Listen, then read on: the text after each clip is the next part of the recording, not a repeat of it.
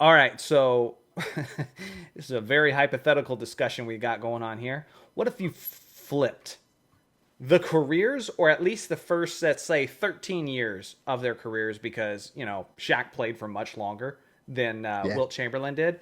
So, what if you stuck Shaq on Wilt's teams in his place in the 1960s, and then took Wilt, which is funny because I just did a video on this for the members. If you took Wilt, not technically the modern NBA, but put him on those Magic teams, Lakers teams, and then a year of the with the Heat with Dwayne Wade, how would things have gone for them? How successful are they? What kind of stats they're putting up? And so let's get into that discussion. So who wants to jump in first? That's what I was about to ask. And I'll go first. I was just thinking about like if we're literally doing it age by age, right? One thing I did not think about at all until just this moment was, oh my, young Wilt Chamberlain, young super fast freak athlete Wilt Chamberlain on the Orlando Magic in the 90s. That'd be fun. Oh my God, Hakeem Olajuwon versus Wilt Chamberlain in the NBA Finals. Mm, Oh my God, would it have gone differently? yeah, maybe. I don't know. My wife off camera is nodding her head. Yes, I know she's not a part of the show at all, but I, she's sitting there going, I think it would have. "All right, Yeah. talk." Me? Well, yeah. Oh. Go ahead. Go ahead. You said you thought it Yeah, would have. Back it Yeah, up. yeah. I think I saw. I don't think Will goes into the finals the same way that Shaq did, where he was just kind of being immature and just really. I mean, he's doing music videos, a week before the Sure. finals. Like, I don't expect. I think Will, especially knowing he's going against the other like great center of the league, like he's so. Wilt's mindset, he's like very competitive. Like I think that's kind of what was lacking with Shaq, especially when he was younger. So I feel like Wilt would have went full on, and I think Sorry. don't get me wrong. I think Hakeem still. Are you okay? You just said I don't think Will would be doing anything extracurricular, and all I can think is that picture he has with the 100, but it's not the 100, it just says 10,000. If you guys know what I'm talking about, that's what he would be doing, bro. I don't know if he would be doing nothing, man. He would be doing something, brother, and it would definitely not be rap videos. Continue. Oh my I God, don't know and if that's we can why even keep this in, but I'm gonna keep on with it. All right. oh my So God. I I think I think did good. I think I I, did good I tap I dancing think over I 6 think laser beams. Go ahead. I think from the perspective of both defense and offense and of what he would have brought to Akeem, it would have been a more competitive matchup. Let me not say like things would have automatically changed, but I think it would have just been a straight up sweep. I could see the series going either way. Well, I mean, this is just very surface level like way of looking at it, but just from the basics, we know Wilt Chamberlain consistently was not the same player that he was in the postseason that he was in the regular season. And Sure. we also know that no matter what center you put up against Hakeem Olajuwon, he usually got the last laugh. Yep. And so, do I think he would have been better matched up for a lot of the things you said, Dario? Yeah, but if you're gonna make me choose, I'm probably still taking Hakeem. I think if you're gonna take on somebody as incredibly athletic as Wilt Chamberlain, again, he Yeah. would be very very young at that point as well. Yeah. I feel like you want someone like Hakeem to counteract that incredible athleticism, that shot blocking, that quickness, and so I don't know. I think ultimately I'm still going with Hakeem, but I think it's going to be a much better series as a Just result. just a question though. So what? Yes, Hakeem did like pretty much dominate or get the last laugh against every center that decade. But will you not say that Will looking worse in the playoffs was not because he had to face the Boston Celtics so often? Like It that. was part of it. Yeah, the competition was definitely better in the postseason. I also think that playing 48 minutes a game throughout the vast majority of the season, when you're also Yeah. playing Yeah, as fast of a James pace Harden as they're effect. playing, it Yeah. has its consequences. Yep. Like you're Yeah. going to be a little bit more gassed at the end of the season. So I think you could make a variety of you could probably have a whole list of reasons why his numbers dropped off, which, to be fair, I'm still trying to pay respect. His bad numbers are still absurdly incredible by the standards of almost everybody else. Do you guys still think he averages 48 minutes a game though in that NBA versus I feel like he would definitely adjust. They know more and they know better, but to the point that you were making about young Wilt and like young Shaq and like being young, the one thing that Wilt did do a lot of in his younger years, and it got him traded a lot, was complain and make sure that he was on the floor a lot. And he complained about minutes and not getting the ball often. And I would be interested to see, like, I would hope that in the 90s, there's just a little bit more, information than there was in the 60s. It's not an information thing, though. I'll go ahead. I because it's an information thing. I'm just not sure, like, because it is his mentality to want the ball and like whatever. But if he has such a sick team around him and there's a 3-point line and like, it's part of being like still the average height of that Magic team starting lineup would be like 6'8", 6'7", 6'8". Ridiculous. Like I would be surprised if he looked at it like, you know what? Screw these guys. I still want the ball. Give me the ball all the time. That's it. I want nothing, no part of this. Like I would if be there's shocked, anybody who's going to do it, it might be Wilt, because Yeah. Wilt was an egomaniac. Wilt often spoke in third person. Wilt thought that he needed stories about him to be so legendary that he often embellished what was already legendary. Like he admitted to that basically with a 20,000 number. As he was talking with a friend reporter later on in his career, and he said, "Well, what's a zero between friends?" Implying that the actual number was closer to 2,000. So you just upped it between friends? Yeah, so like he just upped it times 10 because that's just Wilt. He's got to exaggerate. But here's the thing. That's hilarious. Back when Wilt was playing 48 minutes a game, back then they didn't want you playing 48 minutes a game because they thought it was unwise. They thought it was an injury risk. They still thought that. Now, they didn't have all the information, all the research, all the science and everything to it. Sure. But back then, they still didn't want it. And Frank McGuire, the guy who was the head coach for Wilt Chamberlain in the 1961-62 season, he was a rookie head coach. And when they had their first meeting before that season started, he came in and he said, "Frank, I want to play all 48 minutes." Frank said when he described that, he almost fell out of his chair. And he discouraged it. He didn't want it. And he put his foot down saying, "I need to play all 48 minutes." Now, we know a lot of this is a player's league.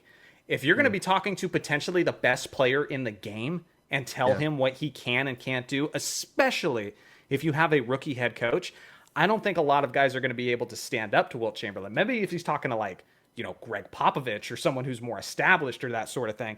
But if Wilt wanted that, I think Wilt could get that. And based on how fast they were running up and down the court, I wouldn't say he necessarily couldn't do it. And so just because of what I know about Wilt and how he approached it, I feel like I got to assume he's still going to do that, It's funny because like now when we switch it and knowing the information you just gave me about the rookie head coach and all that, when we switch it and put Shaq there, now I'm sure Shaq plays 48 minutes or whatever he wants to do if he wants, because man, if there's one thing I know about Shaq is when you said put your foot down, he's the king of putting his foot down in places where maybe he shouldn't at all. Yeah. And he has a massive ego, and maybe Shaq gets 50 points and 25 rebounds a game in 61-62 because he plays all those minutes. Like, do you guys think when we flip it, we can come back to Will if you guys want, but I just want to make sure we get both. Do you guys think Shaq gets to that 50 point per game total? Young Shaq, because I guess we're talking Magic Shaq. I don't. I think he's breaking. I think he's breaking different kinds of records because if you watch again Wilt's footage, so much of his buckets were mid range. He loved his fadeaways. He loved his teardrops and that sort of thing. Shaq doesn't have that. So what are they going to do?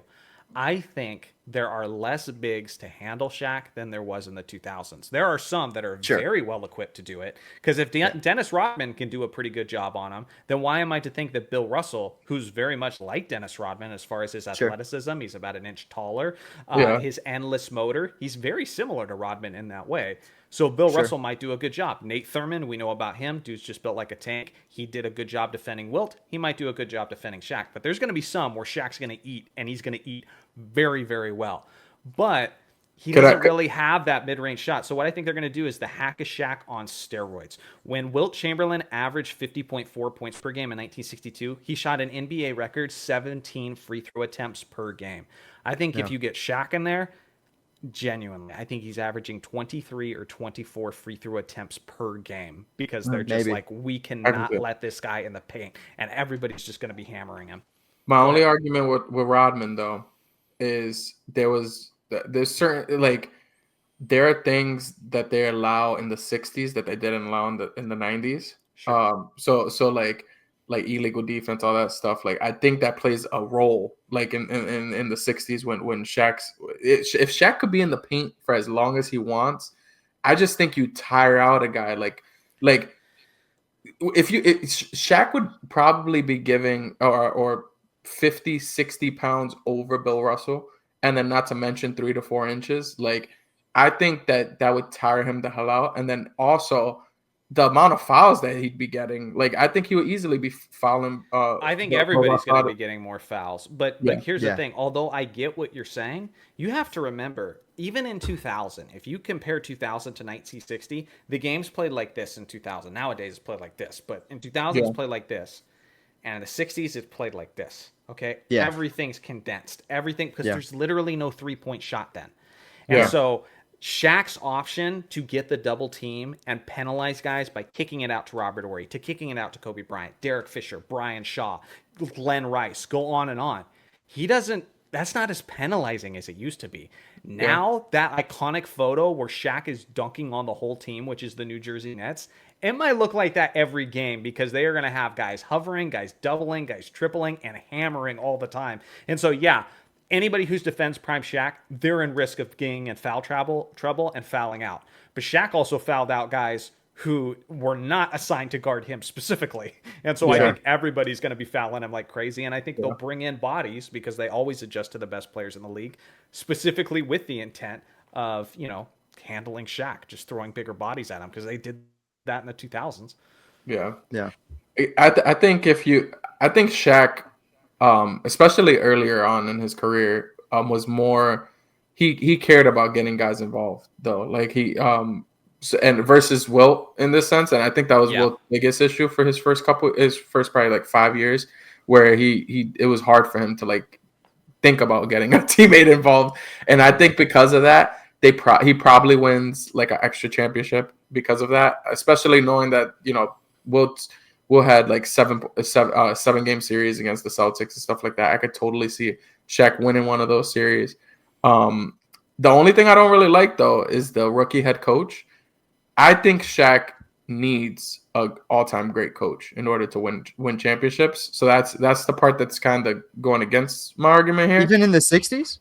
He did later on. 1961 to 62 was the only year where Frank McGuire was the head coach. So we'll talk about the year specifically where he averaged 50. But Shaq's in danger probably of averaging 50 the next year, which would be 62 to 63 as well. Because that would be, like 01 Shaq? Well, actually, based on how old he is, maybe younger. But yeah. So, go ahead. No, what's your thoughts on? I have a very niche question. Yeah, which I'm unfortunate. I hope you can answer this, Dario, but if you can't, I understand. There's a very specific championship that Wilt was able to win in 1967, right? Yeah. And I'm curious. I feel like a big reason why Wilt and the Sixers in that year were able to get that done is because Wilt was such a willing passer at that point, and like.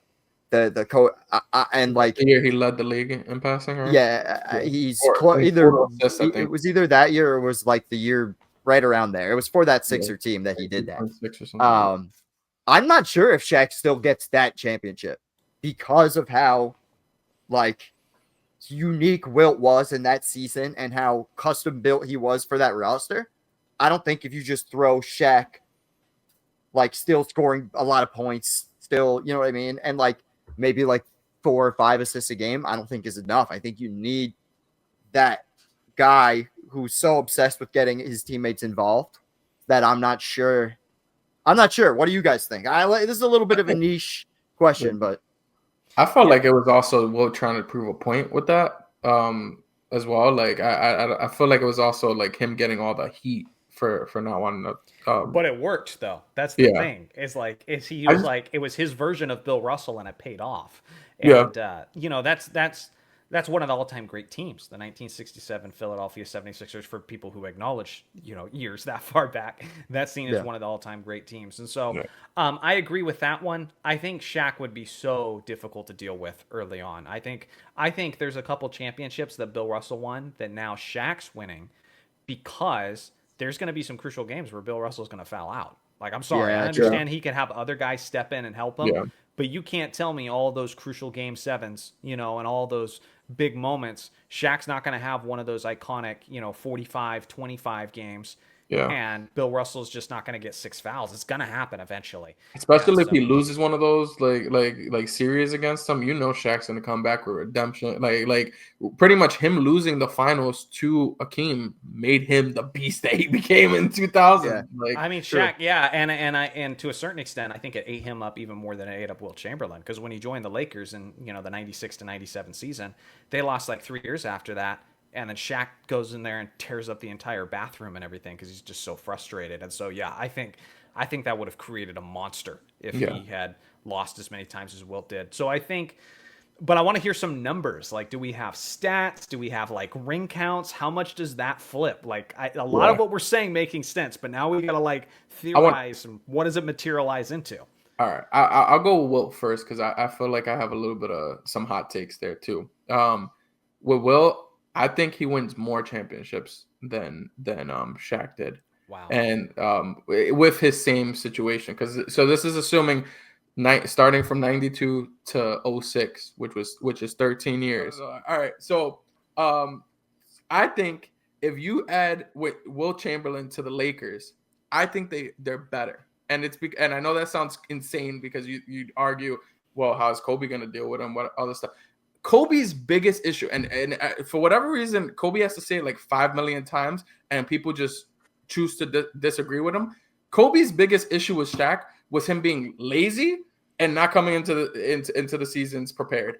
Wilt Chamberlain's not going to have that issue. The issue between the two is going to be who's the alpha dog, and I feel like Kobe's more willing to deal with that than a guy that wants to be the alpha but then not putting in the work. Wilt Chamberlain's putting in that same work Kobe is, and I think Kobe, no matter what, is going to respect him. And Kobe said it himself. If I'm in practice with you and I see that you're coming to practice right on time and leaving practice right on time, but I'm over here working 4 hours before practice, 5 hours after, I'm not going to give you the ball. Wilt Chamberlain will be practicing with him that long, like, so amongst other things. And and I just feel like Kobe 100% is going to respect that, and I think they win more championships than that. I think that 3-peat that they did might be like a 5-6-peat. I'm not even going to lie to you, because guess what? Timmy D is going to be. We're not even going to talk about Tim Duncan. We don't even know who Tim Duncan is at this point. Do you think? What do you call it? Do you think that he even leaves LA? Kobe? No, of course, Kobe. Yeah, that's what we've been talking about this whole time. No, I think it's just it'll probably become like the next like Magic or whatever, Magic Kareem after the fact or whatever. Like those two guys, the big, the small, and just the next Laker, whatever the Lakers dynasty after that becomes. Like I also think Wilt will be quicker to relinquish some of that like scoring and stuff, because we saw him do that. Like if you look at it, like his first like 4 or 5 years, he's putting up those ridiculous numbers. But he heard the chirping, and he kind of adjusted his game after that. And by the time he's with the Lakers, he's like, yeah, Elgin Baylor, Jerry West, Gail Goodrich, you guys do the scoring. And so if that happens earlier than it happened with Shaq, then that's even more reason to think they're going to gel well together. And not to mention having Phil Jackson. Phil Jackson's going to be able to mesh with those personalities. Like that's his thing. Like it's just you have personalities that clash, and he somehow makes it. He mixes it in the pot and creates Wilt's passing in the triangle too. That works even better. Just straight dominant. Yeah. I think for sure if Wilt has Shaq's career, he wins more championships. Give me a number. I'm gonna go 4. Honestly, I'm gonna go 7 because I know for a fact Kobe. And the reason is because I know this is assuming these are all LA though, but because But either way, because honestly, if you win a championship with Orlando, how are you going to get to LA? Maybe they lose the against Akeem Olajuwon. Things don't work out. Gets traded to LA. I know could this is still kind see of him a going to fantasy LA. from a Laker fan. You guys can argue about that in the comments Wilt section. I'll forced argue with trades. Wilt forced trades. He was an egomaniac. He was Yeah. in Conan the Barbarian. He was in he absolutely loved the spotlight. He, in a way that was similar, Shaq, was built for Los Angeles. Yeah. And so I honestly could still see that happening, even if they had won. Like Kawhi Leonard did that in the modern game where he won. He goes, I don't want to be here. I want to be in LA. Yeah. You know, so Yeah. Give me No, like I think even if he goes to Miami, I think there's because the thing that nobody, I mean nobody, except me and Dario a few years ago on Apex Greatness has ever brought up is that first season where Shaq went to Miami, they probably should have won the title, but Jermaine O'Neal need Shaq in the quad and ruined his whole playoffs. Like totally gave him a massive quad contusion, and Shaq was a completely different player after that point. But before that, the guy was second in MVP voting. He was helping carry the Miami Heat to a totally different, trajectory with Dwayne Wade. If you give me a healthy Wilt Chamberlain, that would be, roughly in that Lakers 76ers era, who's so, like I said, willing passer, but also like gobbling up all rebounds and still not to mention freakishly strong. I think they get that in that time frame as well. Well, that's the other thing is as you keep going in Shaq's career, the quality of center goes like this. Yeah. Massive drop off. And so that's only going to help Wilt too, who went on to go play pro volleyball after his professional basketball career. Volleyball Hall of Fame too. That's what I'm saying. So who's to say he doesn't stay longer? And so I could see Wilt possibly ending up with 5, maybe 6 championships. Assuming maybe, he gets a 3P. I could still see him battling with Kobe because of the egos thing and all that. Sure. But I could see him doing that. And then the interesting thing is for a career, I could see a world where he averages 5 blocks a game for his whole career. Mm-hmm. That would be the more interesting thing is how many blocks. Because it's the one thing that, yeah. And what for numbers Shaq, is he putting up in the 90s and early 2000s though? And I think it also matters on whether or not you think he's playing 48 or close to for some of those seasons. So I think he plays 40 minutes because Phil Jackson made Shaq play 40 minutes. So I think he plays 40 minutes. Yeah. Okay. Yeah. But I would say in terms of numbers, give me young Shaq's probably getting I don't know, 35, maybe 35. It just depends. In the 60s. It depends. Yeah, no, in the 90s. I'm saying Will in the 90s. No, I'm saying 35 points. I know. Okay. It's very okay. Yeah. No, that's because I just think the quality of center is way higher and the rules are very different. And if he's going to have that too, and he's also going to have more talent around him where he won't need to do all that scoring. I know he's got an ego, but if he gets his 30, I think he would think a lot like Shaq for that area. 28, 30, and 15. I'd be pretty happy with that. And 5 blocks a game at least. Young Wilt could probably get 7 or 8 blocks a game. Especially with everybody coming through the lane. Not that much 3-point shooting yet. Yeah. I can you believe this? I think Wilt would average less. I think Wilt would average about 34 points. It's just barely.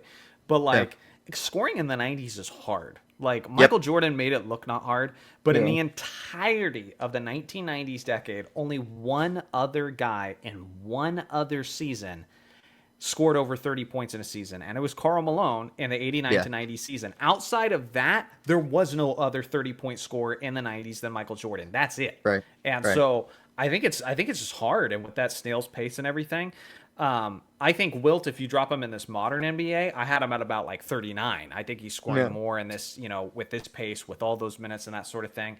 But in that era, with that competition at the position and things just being that slow, it's going to hit him in the numbers for sure. Yeah, I would argue it's closer to 30, and my only reason is MJ averaged most of that in the 90s he averaged over 30, but he also didn't have. I know there's going to be arguments about this, but he didn't have that much to go against in the perimeter defense in the 90s, in my opinion. Wilt's gonna be dealing with centers every single where he goes. Like, and I feel like that's gonna matter a lot, especially because he cares about defense as well. So the overexertion on defense, he didn't have to deal with that many centers in the 60s, and so I definitely feel like that's gonna go. How many down. minutes is he playing though? Because for me, there's no way Wilt's averaging like 28, 29 points per game if he's playing 48 minutes. Like that just doesn't make sense. I think it's, I would say like more like maybe 30, 31 points. But I'm expecting like 40 to 42 minutes. Okay. Yeah. Fair enough. Yeah. Fair enough. That makes more sense. Yeah. There's no way these coaches are not letting him have Gatorade. Yeah. There's no way that he's not getting his Gatorade breaks. I just think Wilt is an egomaniac who wants to push that. He was a track athlete. And so I'm just not so convinced if you drop him cold turkey. If you say, okay, he grew up in this era where the guys he's looking up to are spending time on the bench and that sort of thing. Okay, well, now we're talking about a different person. But if you're talking about taking him as he was, dropping him in cold turkey, I have no reason to think he's not going to want what he wanted then. And if that's the case, it'd be hard to tell him otherwise because he's also the kind of guy who will force his way to be traded somewhere elsewhere if he's unhappy. So Wilt kind of gets what Wilt wants in that way. Yeah. To conclude for Shaq, true. I would say he's probably wins 3 to 4 championships. I think he gets a little bit more than Wilt did in that, and it's just strictly because of like the way you have to approach Shaq versus Wilt in terms of like just series or like in general, like, and then the amount of foul, like it'll be. I think I expect him to win at least one more championship than Wilt did. And then his points per game, I could see him anywhere between 35 to 40, honestly. Yeah. And the reason I'm saying that is because in the 2000, whatever he averaged through that 2000 to 2002, like that, the finals, he's going to do that every game versus in the 60s, in my opinion. Sure. I could see, I don't know. I could see Shaq. I liked that idea, Johnny, that you said with the idea of Shaq maybe putting Bill Russell in more foul trouble and him not seeing the end of games because of him getting fouled out. I think that's a massive issue if you're, you know what I mean? So I definitely think there's a universe where he breaks Bill Russell's streak within that 8 championship span. Mm-hmm. But I maybe he gets like, see, because this is the other thing. It's interesting. I think there's a universe he could end up with 6 championships for sure. Because I think he could get a couple there because if you're taking Bill Russell off the floor, you're changing the Celtics. Like the Celtics might have been 100%. A deeper roster, but you're changing the entire dynamic of their team, which completely. Yeah, because Russell's up to 42 to 45 minutes a game every season as well. So although Wilt plays more, he's still on the floor the vast majority of the time as well. Yeah. Mm-hmm. And not to mention in the 2000s, you had like they were strictly getting strong 7-footers just to put in front of Shaq. In the 60s, it's going to really be hard to find 7-foot plumbers. Like, how many 7-foot plumbers are there going to be? I don't know if it would be, though. Like, I know you're being a little bit of a troll, but but if the league's cut down to 8 to 10 teams, it's a lot more condensed. How many guys do you need? I mean, you already got Walt Bellamy. You already got Nate Thurman. You already got Walter Dukes. You already got Bill Russell. There's not that many teams. So like once you get some of them covered, if Shaq's playing like 45 minutes and he starts getting to some of those second stringers, okay, now we're talking barbecue chicken. But that's the thing. Which remember, like teams had to get guys just to like have bench guys who was just going to be there to foul Shaq. Like I think Shaq's objective would be to foul out the starter so that he could eat the bench guy alive. Yeah, for sure. I could see that. That's what I was fascinating. Sorry. No, you're good. I just want to throw this in there real quick. What's most fascinating about this conversation to me is that it seems like we all almost agree that I wouldn't say necessarily that they each played in the wrong era, but they both benefit from going to each other's eras. So Wilt wins more if he's with Kobe's and he's with Penny's and that sort of thing. But Shaq wins more if he's got to get the best of Bill Russell, instead of Wilt Chamberlain. So to me, that's fascinating. Yeah, no, the only thing I was going to say to, what do you call it? To Dario being like, I don't know how many plumbers. Do you know how easy it would be to throw a job application out for some big burly white guy to just come out and hit Shaq as hard as he could? This is the 60s we're talking about. There's a common foul is him getting whacked across the back. Like he's going to get beaten and brutalized in the 60s in ways that that would make the 90s look like a pillow fight. It might And I hurt think- you. This is Shaq. Shaq at 320, like 320, 7'2", brolic Shaq is eating them alive. I'm just saying it'd be easy to have to I think a job application that they could put out, right above the gym, like on the tack board outside. I think there would be a line out the door to just a bunch of what we got to do is stand on the floor and beat Shaq up. I Sign me 100% up. agree with Russell, because here's the thing. The same thing that they said about Shaq, that he was so strong, that he was so big, that he often got called for offensive fouls when he's just doing basic things, or that they're allowed to hit him harder, with Shaq was complaining about that all the time, is that they were able to administer so much punishment in the 90s and 2000s because he could endure it. He was so big, he'd just like swallow up that. He was a tank, man. And so now, I knew you were going to do that. But then you go to the 60s, Wilt Chamberlain said the same thing. Wilt said that back then too. Yeah, and so, but but now you put in a even bigger body, just as far as like body mass. Oh yeah, Shaq's gonna be brutalized, man. Oh my God.